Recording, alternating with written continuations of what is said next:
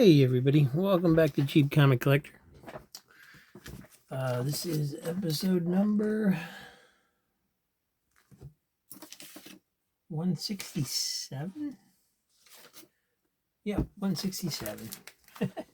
Today we're doing another What Am I Reading episode. This is Swamp Thing, Convergence Swamp Thing 1 and 2 from 2015.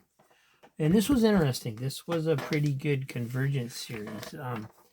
It was written by Len Wein and illustrated by Kelly Jones.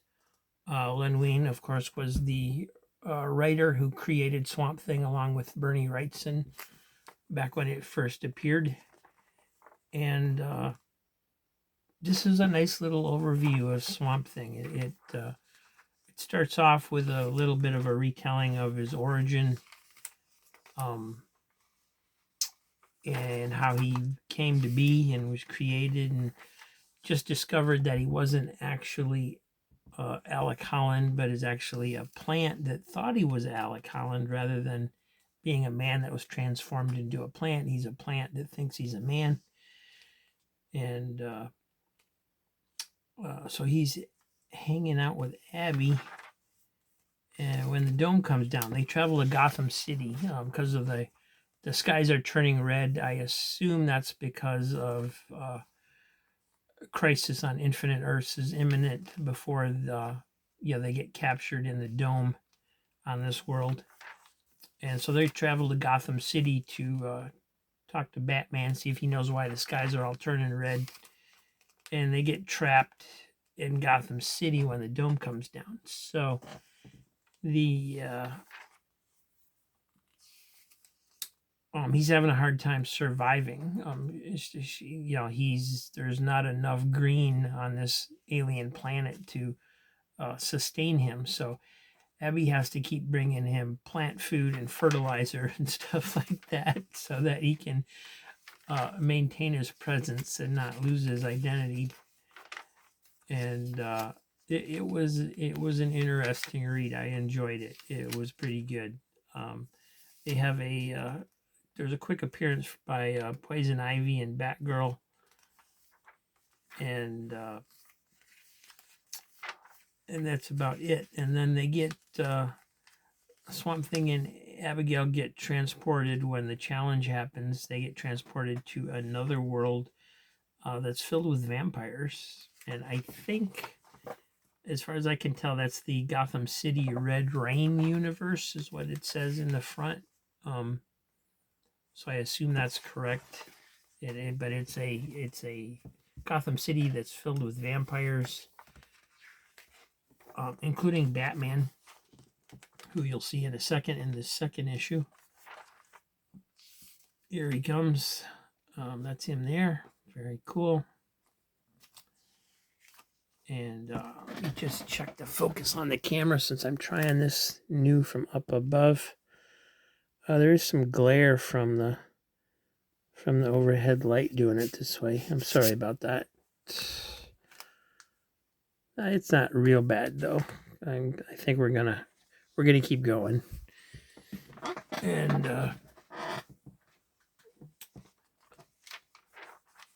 And so anyway, they're fighting the vampires, and then Batman shows up and he helps them fight the vampires. So they kind of team up. The Batman of this universe says basically his Gotham City is not worth saving because of all the vampires. So he asks for Swamp Thing's help in getting rid of as many of the vampires as he can before he dies in the challenge. Which doesn't make a whole lot of sense to me, because it's the only thing that didn't make sense to me, because in the other books the whole city is supposed to get destroyed, not just the champions. So they deviated a little bit for this one. Other than that, the writing is spot on. Much more I want to say professional writing than the other issues. This was really good writing in this.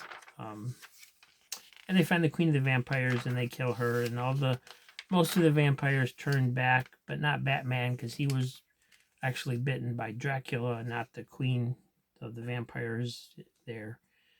And then Swamp Thing and Abigail get transported back to the Gotham City where they started, and that's pretty much the end. So, really good story, really, really good. I was surprised. I didn't think I was.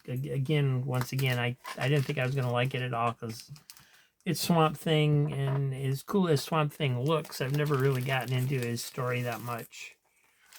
But anyway, next up we have New Adventures of Superboy number 4 from 1980. And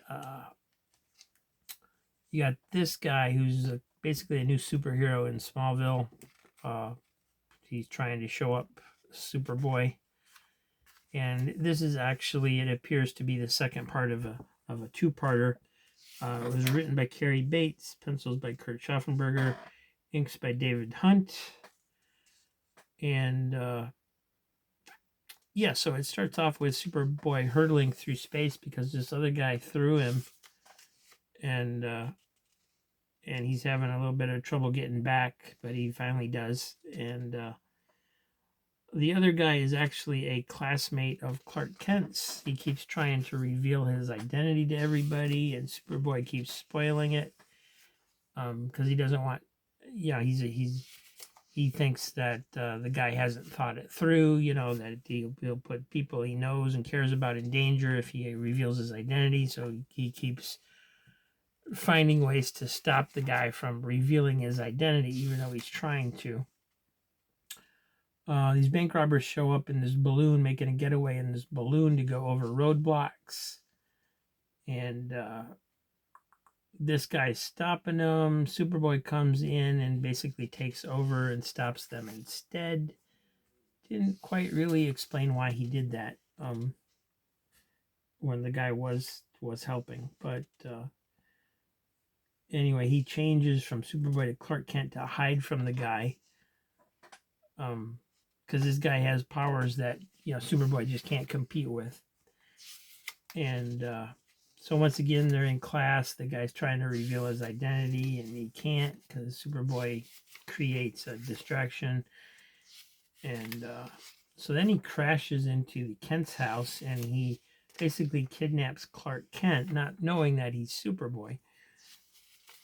And it's a little bit confusing.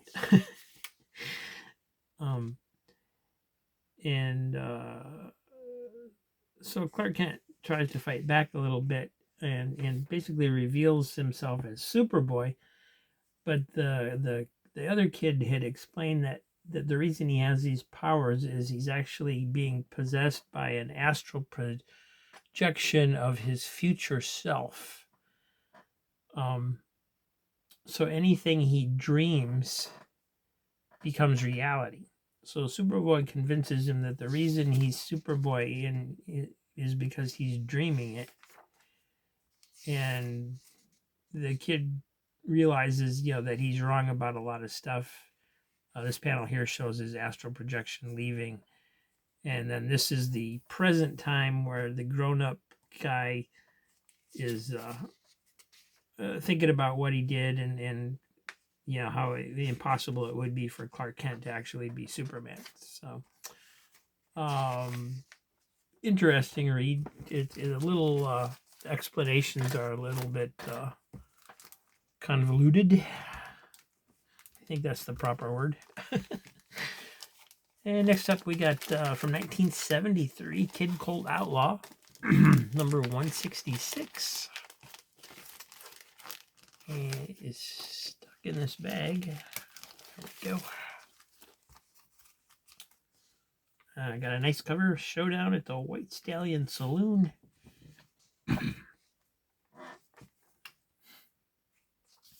And I believe these are reprints.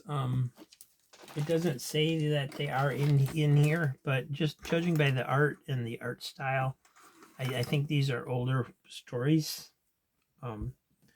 They're done by, all the Kid Colt stories are done by Jack Keller.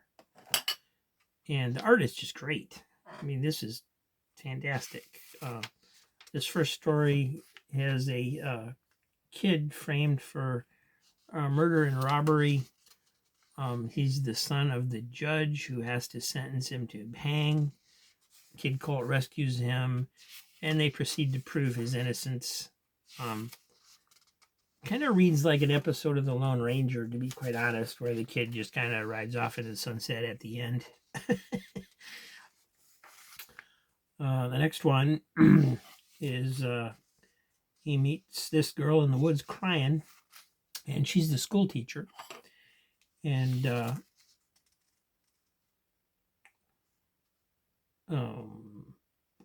this guy here has convinced all the school kids that school's not worthwhile because he didn't go to school. And so the kids have all left school and just hang around the barnyard listening to this guy spin stories. And, he's a braggart and talks about how good he is with a gun and all that kind of stuff. And if you look at this panel here, he looks kind of like, if you watch the Rockford Files, he kind of looks like the guy that plays Rockford's dad a little bit. But anyway, Kid Colt basically challenges him to a couple contests, which he fails miserably at. There's a cool ad here for the adventures of Corgi Boy. Just pretty neat ad. It's got some dragons and stuff in it. And so obviously, the guy doesn't do well. This one's got a loose centerfold. And speaking of the centerfold, we have the Terrific 10 from NBC, the Saturday morning cartoons, Pink Panther, Underdog, Jetsons, the Hound Cats, the Roman Holidays, the Barkleys, a show called Sea Lab 2020, and Run Around the World in 80 Days, Talking with a Giant. Not a whole lot there that I recognize. Obviously, Pink Panther, Underdog, Jetsons. I've heard of the Roman Holidays. I've never seen them. All the other ones, the Hound Cats, the Barkleys, and I've just never heard of them. And then there's a story here called The Gunman. And this one is by Stan Lee and somebody whose signature I can't decipher. But anyway, it's just a little short story about how this kid practices to be a gunman into his 20s. He finally gets fast enough where he can beat anybody. And then once he thinks he's going to be famous, all his friends kind of shun away from him because he's a gunman, and all these other people, want to challenge him and stuff. So he ends up leading a very lonely and depressing life. So then we're back to Kid Colt. And in this one, he helps a sheriff. For some reason, in the other ones, he's an outlaw. In this one, the sheriff actually sends for him for help. The sheriff is ill. His son doesn't want the job. And the bad guys are starting to take over the town again, even though he's kept it clean for, however many years they said.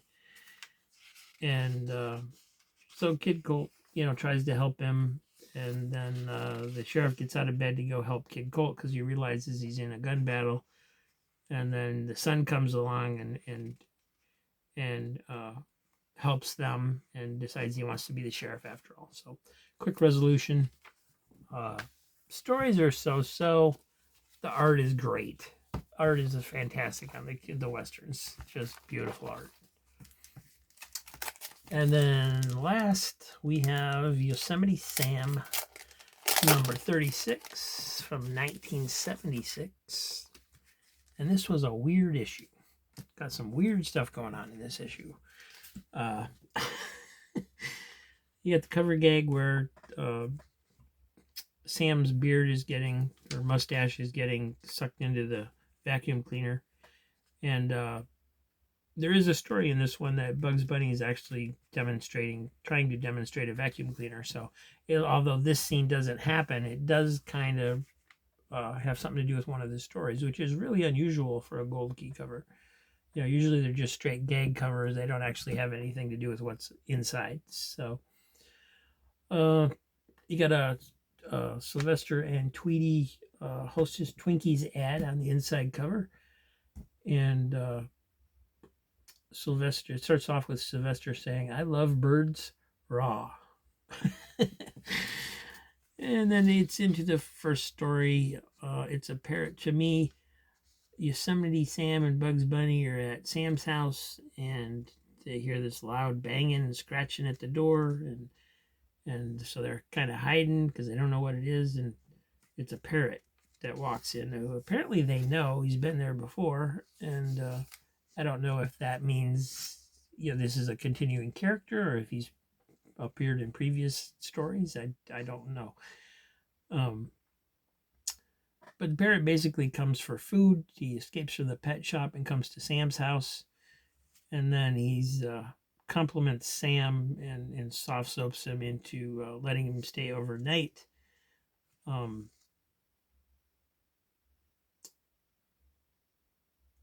And it ends up with Bugs Bunny saying, and Bugs Bunny's trying to talk him out of letting him stay overnight because there's only room for two in the bed.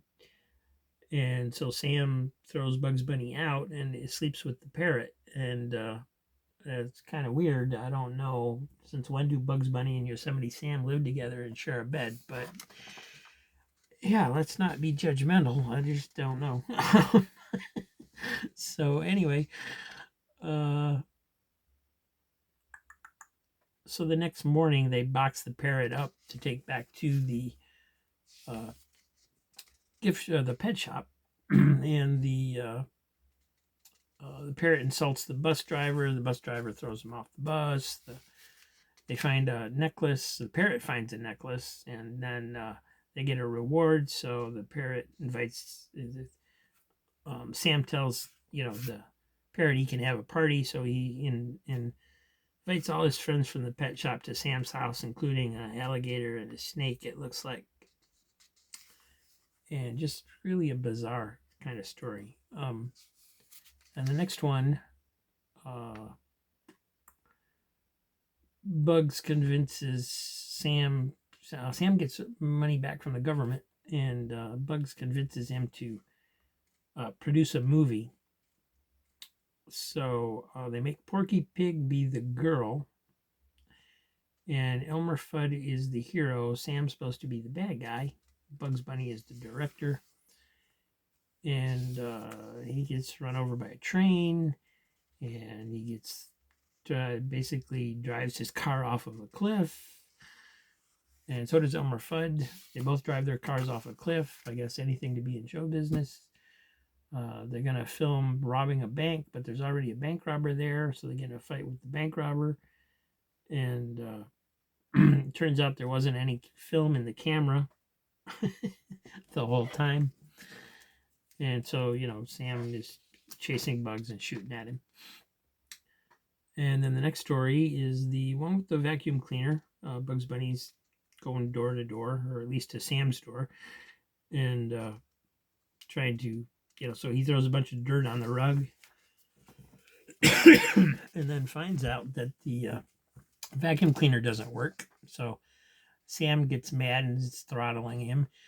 But then he sees the sign on the wall that says Temper, Temper, and he's become a brother of Temper Anonymous, who Elmer Fudd is a fellow brother.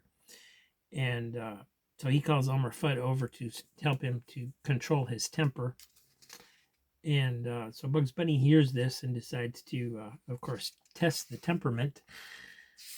And so Bugs comes back in and spills ink on Sam in order to demonstrate an ink remover, and he does something to his mustache here with some kind of wax or something. And there's a nice little chunk out of this page, so this is going in my damaged list. Actually, I need to mark that down on my little sticker here. Forgot to do that when I put it in the bag. And then so Elmer gets mad, and he takes all of Bugs' gadgets away, except Bugs still has his hammer, and he hits Sam in the head and then hands the hammer to Elmer. So Elmer gets blamed for hitting Sam in the head. So it ends with them running off into the hills chasing Elmer while Bugs Bunny is still at the house. And then the last one, this was a weird one. That they apparently ran out of time with this one because the ending doesn't make any sense. Not that any of these endings make that much sense. It is cartoons, but it's definitely Looney Tunes. So Sam's gonna enter a ship in a bottle building contest, and this guy's some rich brat who doesn't know how to do anything but wants to enter. So he makes his valet, butler, chauffeur, whatever he is, steal Sam's model, and then he bribes the mouse in his house to build the model inside the bottle for cheese. And then when it comes time for the contest, just doesn't quite make a lot of sense. I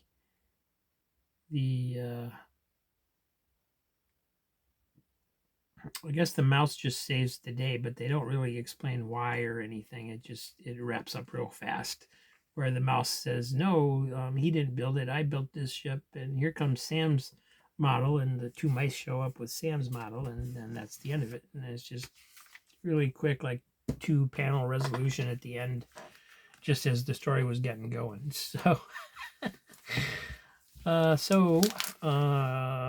Favorite would definitely be Swamp Thing. After that, Kid Colt. And then actually Sam, and then Superboy. Superboy's last. I just didn't enjoy it as much as I thought I would. The whole explanation with the kid's powers and stuff being astral projection of himself from the future because he's in a dream state is just kind of strange. But yeah, definitely Swamp Thing. If you get a chance to check out Convergence Swamp Thing, that's a great little series. In the context of Convergence, it's a little bit different. It gives some backstory instead of just jumping right into it, and it's really well written. I don't know where Len Wein was in his writing career at this point, but definitely was still a very good writer when he did this. So that's about it for today. Thank you for watching. Have a great day. Please like and subscribe, and we will see you next time on Cheap Comic Collector.